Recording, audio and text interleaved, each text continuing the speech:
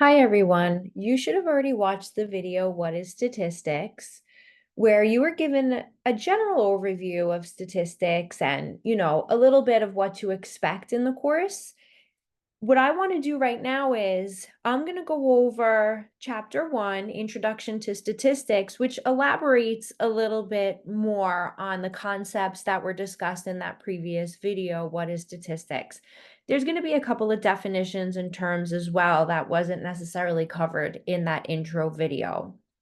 So the first term that's introduced is statistics. And she did cover this in that introductory video that you guys just watched. And statistics involves the procedures associated with data collection, the summarizing and interpretation of data, and the drawing of conclusions or inferences based upon the analysis of data. So in a nutshell, what we're going to be doing this semester is we're going to be collecting data, and we might not necessarily be collecting the data ourselves. We'll be working with problems that are going to present us with data. And we're going to analyze our data, we're going to summarize our data, and the ultimate goal is to eventually draw conclusions based upon the analysis of our data. Now, here are two terms that some of you are probably familiar with. A population in statistics is the entire collection of all individuals or objects of interest. So whatever the entire group is, and it doesn't necessarily have to be people or individuals, it could be objects, it could be animals, but whatever that entire group is that we're interested in studying, that's our population. Now, a sample is just a portion of that population that we're studying. So it's just a smaller group that we're going to use, for our study. So two more terms that we have here, statistic and parameter. These two are going to be very important this semester. It's going to be very important to know the difference between statistic and parameter. And we're going to do examples. So I have examples, coming after this where we're going to have to analyze a question and we're going to have to determine if we're working with a number that's considered a statistic or a parameter. But let's go over the definitions first. So a statistic is a number that describes a characteristic of a sample. And a parameter is a number that describes a characteristic of a population. So what does that mean? What's the difference? So let me give you an example. So let me go to the whiteboard for a minute. So for example, let's say I have a population of all Nassau Community College or NCC students. So let's say that's my population. I'm interested in calculating the average age, let's say, of a student. So average age of an NCC student. If I were to calculate the average age of an NCC student based on the collection that I got from this population, I would call this average a parameter, since it's describing a characteristic of a population, the average age of the population. So that would be considered a parameter. But let's say, for example, I took a sample of 100 NCC students and I calculated the average age of the sample. Since this average is describing the sample, we call this average a statistic. So notice in both cases, whether I was working with a population or a sample, I calculated the average, right, for each one. So an average could be considered a parameter or an average can be considered a statistic. It just depends on where did you calculate that average from. So if you calculated this numerical descriptor, right, this is just describing the population. That's what an average does. So since it's describing the population, we call it a parameter. And an easy way to remember this is they both begin with P. So a parameter describes the characteristics of a population, and then a statistic describes the characteristics of a sample, and both begin with S. So it's kind of an easy way to remember that. So if we were to calculate the average of a sample, that average would be describing the sample, and we call that a statistic. So even though the formula for average is the same, depending if it's describing a population or a sample, we would call it a parameter or a statistic. And we're going to do a couple of examples in a minute.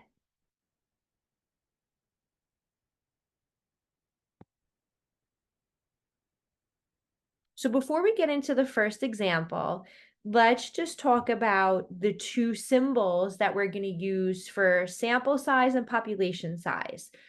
So anytime we take a sample, we're going to denote the size of that sample by a lowercase n. So n is going to be our sample size. Now, if we were to have a whole population, the size of that population would be denoted by capital N or uppercase N. So uppercase N is population size.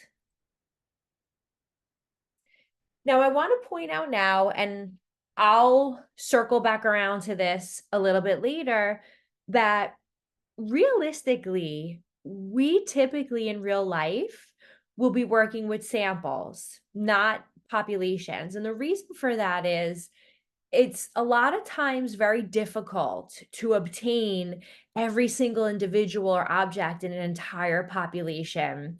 So what we do rather is we take a sample. So we use a sample rather than an entire population, because typically populations are too large, it's too timely, it costs too much money.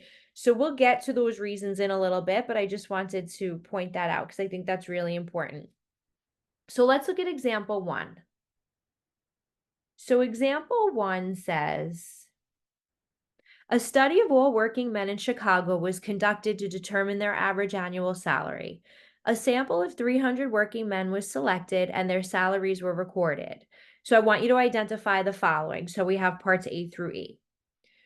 So first I want you to identify the population. So remember, the population is the entire group that we're studying. So in this case, we're studying all working men in Chicago. So that's going to be my population of interest. So all working men in Chicago. Now, if you just said all working men, that would be incorrect, right? Because if you were to just say all working men, that could be all working men in the entire world, right? And that's not what we're talking about. We're specifically talking about all working men in Chicago. So even though sometimes it sounds silly, like, oh, if I forget a word, is it really that big of a deal? But a lot of times it is, right? Because that would change the entire group. So just be careful. So B, I want you to identify the sample. So the sample in this case is the 300 working men that were selected.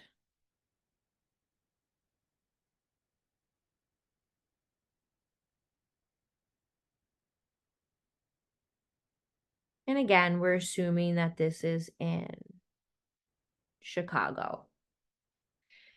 Now, I want to point out for this part that if you were to just write 300, the sample is 300, that's incorrect. When I say identify the sample, I mean, what is the group? Is it 300 cats? Is it 300 dogs? Is it 300 people, right? What is it? So in this case, it's 300 working men that were selected in Chicago.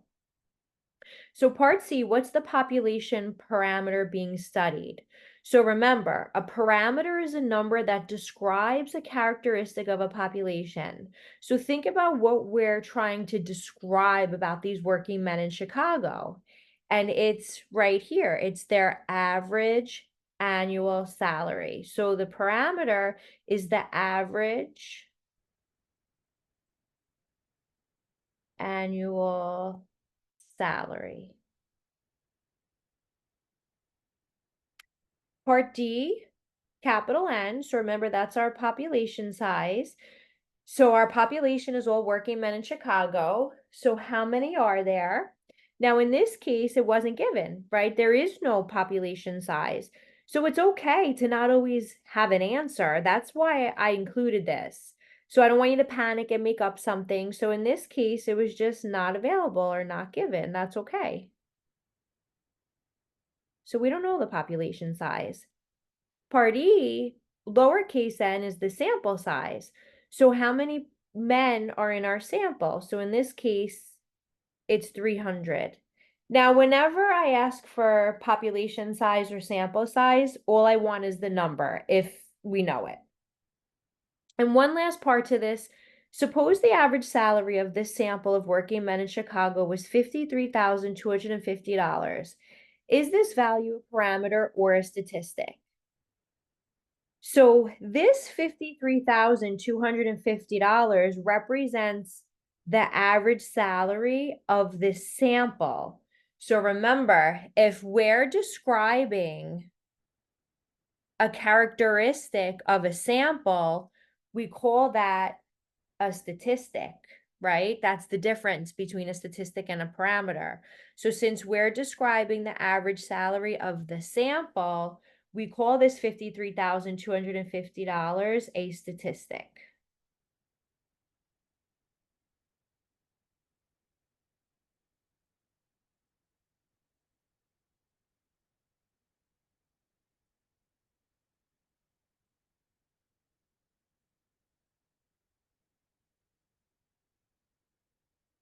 So let's look at another example. So example 2 says, a survey of 2,000 undergrads at a Northeastern university of 30,000 undergraduates was taken to determine the percentage of undergrads that have a Facebook account. The survey indicated that 80% of the students have a Facebook account. So I want you to identify pretty much the same things that we did in example 1, just a different scenario this time. So what's the population? Who or what is the population? So in this case, it's all the undergraduates at a Northeastern university. And in this case, I told you how many there were, so it's fine to include that. So the population is the 30,000. I apologize, my pen doesn't want to work right now.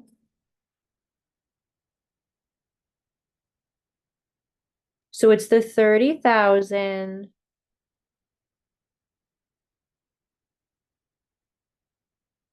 undergrads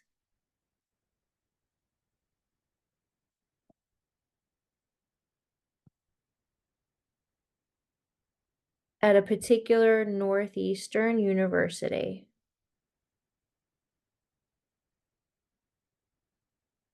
And the sample is the 2,000 undergraduates at this particular Northeastern university.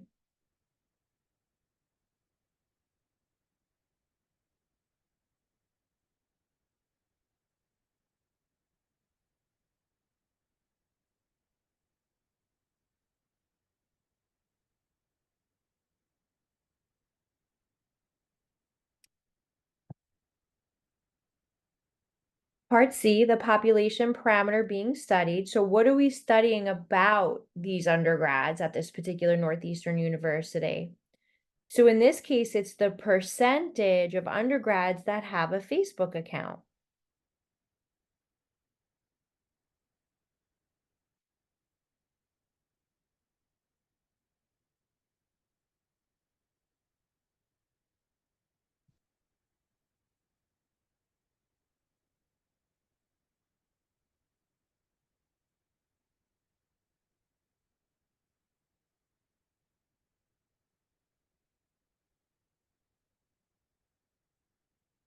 Part D, capital N, remember that's the population size. So what size is the population? So in this case, it's 30,000.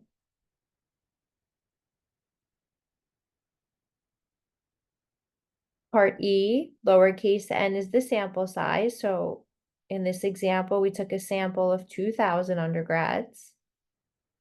Now part F, is the percentage value 80% a parameter or a statistic?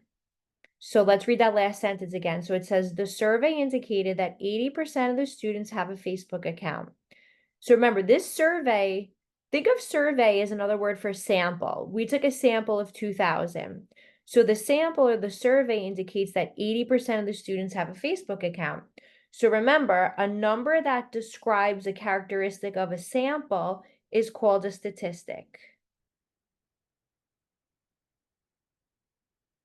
So that 80% that have a Facebook account, since it's describing a survey or a sample of undergrads, we call that a statistic. So I'm going to stop this video here and we'll continue in the next video with example 3.